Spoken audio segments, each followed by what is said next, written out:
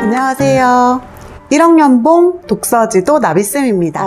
여러분은 코로나 시국에 어떻게 잘 지내고 계신가요? 학원이나 교습소 그리고 공부방 이렇게 종사하시는 분들은 지금 교육청에서 문자가 오고 있거든요. 여기는 대전이고요. 아마 시별로 도별로 조금씩 다를 것 같긴 해요. 접종하라고, 접종 예약하라고, 그리고 접수하라고 이런 문자가 와서 그게 어제 그제 이렇게 연락이 와서 되게 반갑더라고요. 저는 그 공부방 중에서 여러 가지를 고민하실 텐데 그 중에서 가장 중요한 것은 일단 선생님들께서 어떤 과목을 내가 가장 잘할 수 있을지, 내가 가장 재미있게 아이들과 오랫동안 할 수 있을지를 가장 먼저 생각하시는 게 제일 중요하다고 생각해요. 저는 지금은 독서 지도, 독서 코칭을 너무 재미있게 아이들과 하고 있지만 그 전에는 다양한 교육을 했었어요. 전공은 유아교육이었고요. 고등학교를 졸업하고 유아교육을 전공을 했고, 그리고 유치원 교사부터 다양한 교육기관에서 아이들과 함께 재미있게 수업을 했었죠. 그런데 이제 결혼하고 나서 최근에 이 교습소, 공부방, 독서지도를 하기 전에 했던 것은 학습지 교사였어요. 그 학습지 교사 바로 전에 했던 것은 공부방 선생님이었고요. 공부방을 할 때는 좀 장단점이 있어요. 누구의 터치도 받지 않고 내 스타일대로 내가 홍보도 내가 하고 싶을 때 하고 내가 정해서 하는 장점이 있는가 하면 언제 홍보를 해야 되지? 언제 해야지 이게 효과가 있을까? 그리고 하기 싫을 땐 안 해도 되잖아요. 그렇지만 하기 싫다고 해서 1년을 계속 내가 논다면 그것 또한 단점이 될 수도 있기 때문에 여러 가지를 생각하지 않을 수 없어요. 그러다가 저하고 맞지 않는다는 것을 알게 됐죠. 그러고 나서 이제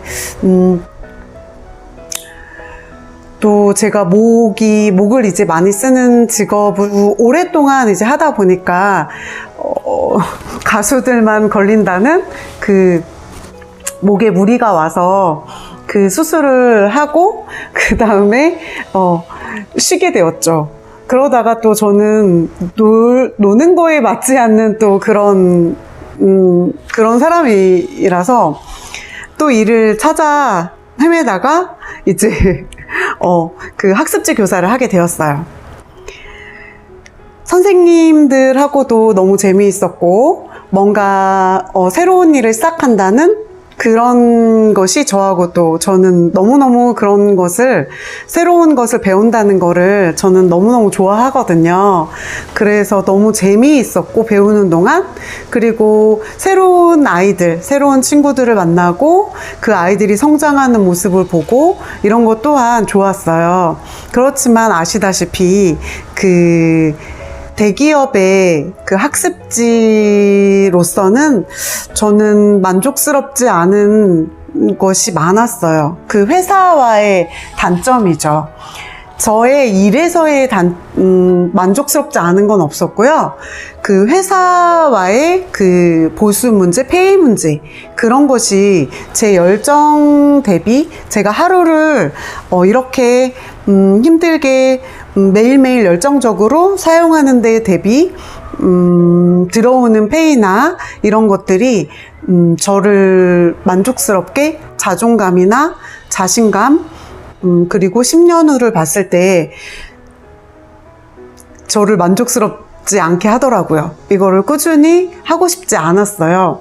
그래서 1년 딱 하고, 그렇지만 얻은 것도 너무 많았어요. 배운 것도 많았고 너무너무 힘들게 일을 했지만 정말 감사했던 시간이었습니다. 그러면서 이제 제가 고민을 많이 했어요. 좀 전에도 말씀드렸다시피 저는 쉬는 것과는 맞지 않는 사람이기 때문에 어떤 일을 할까? 저는 쉬면 너무 우울해지는 사람이었어요. 그래서 저를 놀리면 너무 제가 우울해지고 다운되고 그러기 때문에 운동도 정말 아침에 오전에 2시간, 저녁 때 2시간, 막 낮에도 계속 쉬지 않고 뭔가를 해야지만 행복해지는, 그래도 그걸로도 만족할 수 없어서 계속 저를 다그치고 어떻게 사는 게 가치 있는 삶일까, 그거를 계속 고민을 했죠. 만족스럽지가 않더라고요, 하루하루가. 책 읽기는 저는 제가 이거를 알게 된 지가 이 수업을 아이들과 하면서 제가 알게 된 건데요. 제가 어렸을 때부터 저는 책 읽는 것을 정말 좋아했었더라고요. 어렸을 때도 저희 아버지께서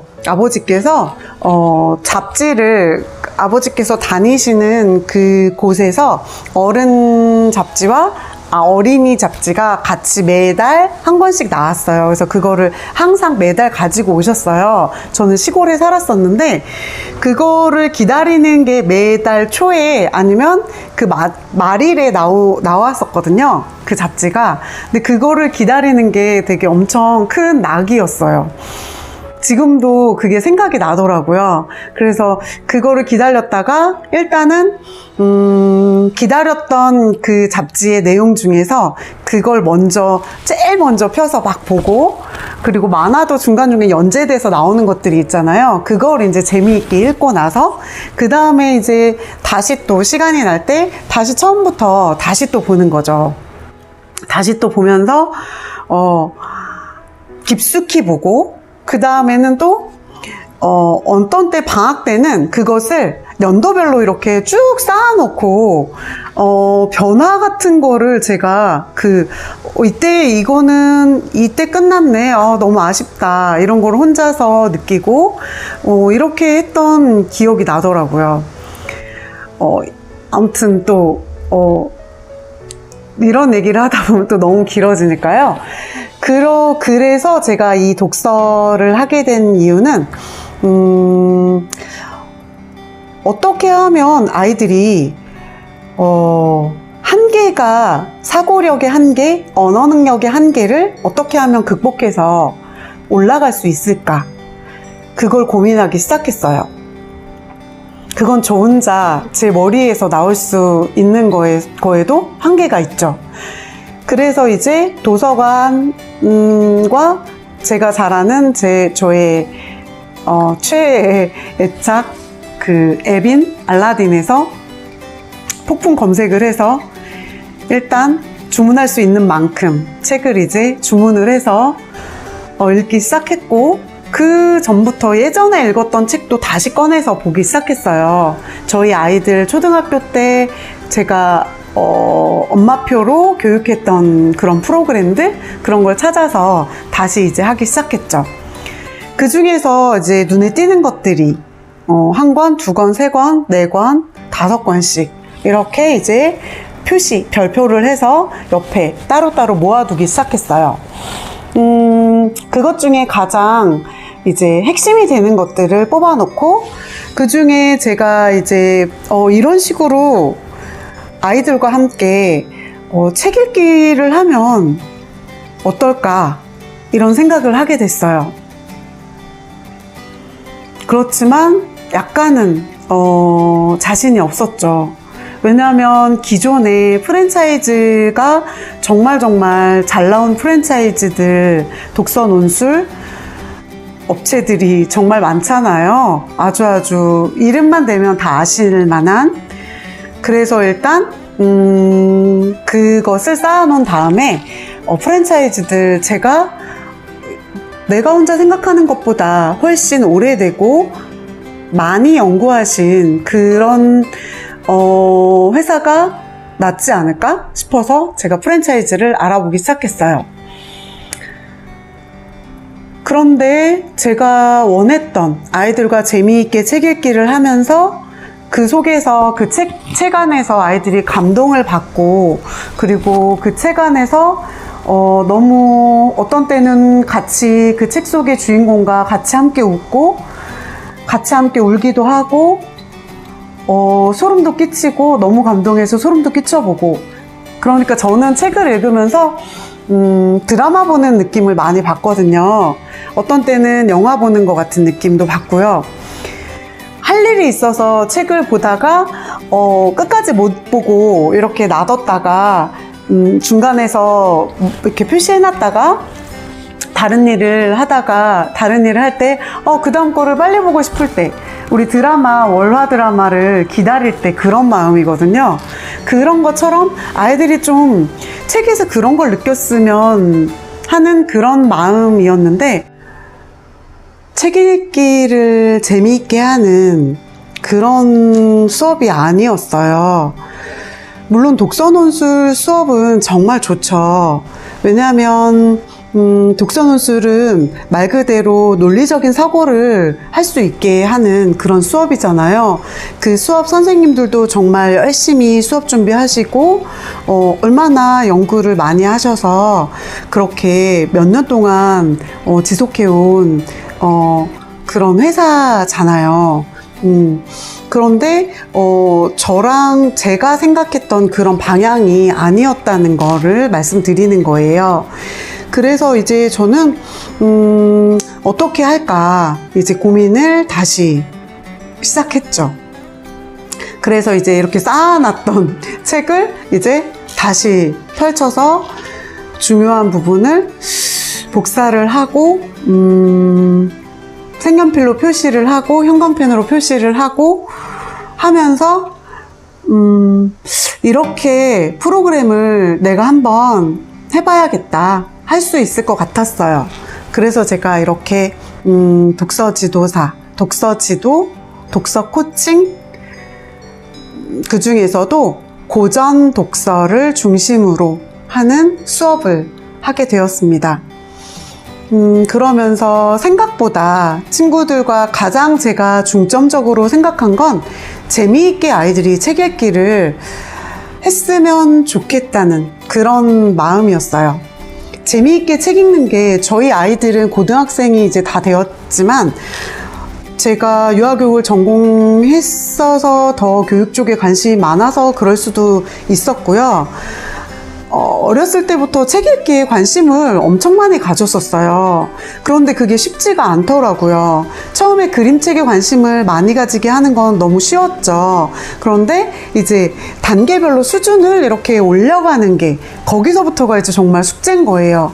그런데 어디에서도 그걸 도와주는 데가 없는 거예요. 엄마 말고는. 아니면 웅진, 다책, 뭐 어머님들 지금 많이 하시잖아요. 아니면 빨간 펜, 뭐 이런 출판사, 이런 데서의 도움을 받지 않고서는 유지하는 게, 그리고 거기서도 한계가 있어요. 거기에서 이제 책을 푹 빠지게 하는 그런 건 아니고, 일단 책 읽기를 지속하게 할 수는 있지만 약간 달랐어요. 그래서 이제 좀 할 수 있을 것 같았어요. 그래서 제가 시작을 하게 됐고, 지금 이렇게 이제 제가 유튜브까지 찍게 되었습니다.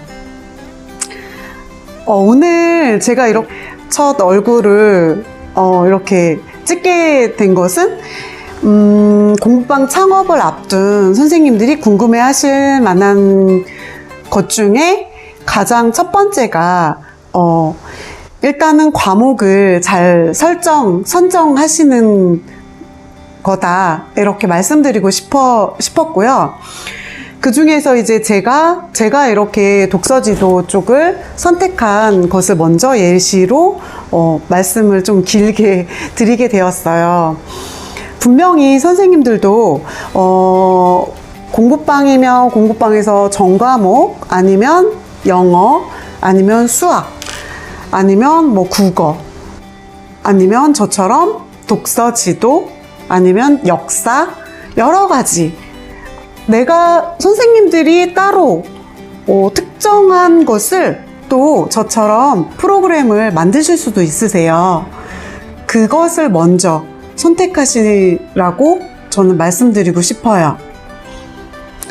그리고 제가 두 번째로 그 다음 영상에서 제가 말씀드리고 싶은 것은 마인드예요. 이게 정말 과목 설정하시는 것보다 더 중요하다고 사실은 말씀드리고 싶은데요. 저는 과목 설정하기 전부터 몇 년 동안 제가 공을 들이고 너무너무 원하고 지금까지도 그 과정에 있고 그런 것 중에 하나가 마인드예요. 그런 마인드를 잡아가는 거거든요. 그래서 제가 지금까지도 날마다 아침마다 마음을 다스리고 하는 것을 모닝 플랜을 쓰고 아침에 마음을 다스리고 명상을 하고 이런 것들을 하고 있거든요. 그래서 이런 것들이 얼마나 중요한지 알고 계시는 선생님도 계실 거고 그게 뭐가 그렇게 중요하지? 이렇게 생각하시는 분들도 계실 텐데 정말 성공하시려면 아니면 내가 어느 정도의 목표치가 이만큼이다. 그러면 그만큼까지 가시고자 한다면 정말 첫 번째로 중요하다고 말씀드리고 싶어요. 네, 오늘은 여기까지 하고요. 다음에 더 알찬 마인드에 대해서 말씀드리겠습니다. 네, 다음에 뵐게요. 안녕히 계세요.